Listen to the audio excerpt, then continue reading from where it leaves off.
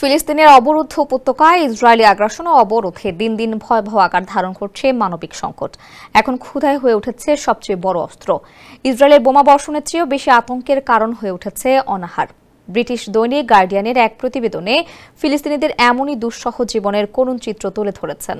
ইসরায়েলের প্রধানমন্ত্রী নেতানিয়াহুর ঘোষণার পর 2 মার্চ থেকে ফিলিস্তিনে সব ধরনের মানবিক সহায়তা নিষিদ্ধ। এর ফলে খাদ্য, ওষুধ, পানি ও বিদ্যুৎহীন অবস্থায় লাখো মানুষ মৃত্যুর মুখে। বিশ্ব স্বাস্থ্য সংস্থার তথ্য অনুযায়ী যুদ্ধকালীন সময়ে মূল্যস্ফীতি বেড়েছে 1400% পর্যন্ত।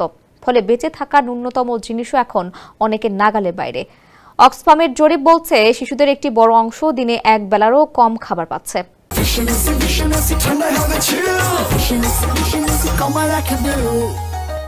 অনেক বাবা মা নিজের খাবার ত্যাগ করে সন্তানদের খাওয়াচ্ছেন, নিজেরা অভুক্ত থাকছেন।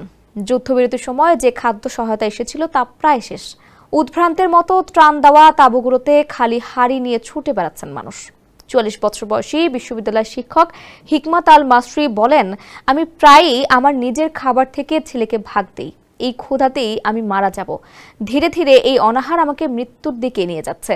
আমাদের দুঃখ দুর্দশার কথা কেউ কল্পনাও করতে পারবে না। মৃত্যু আমাদের চারপাশ দিয়ে ঘিরে রেখেছে।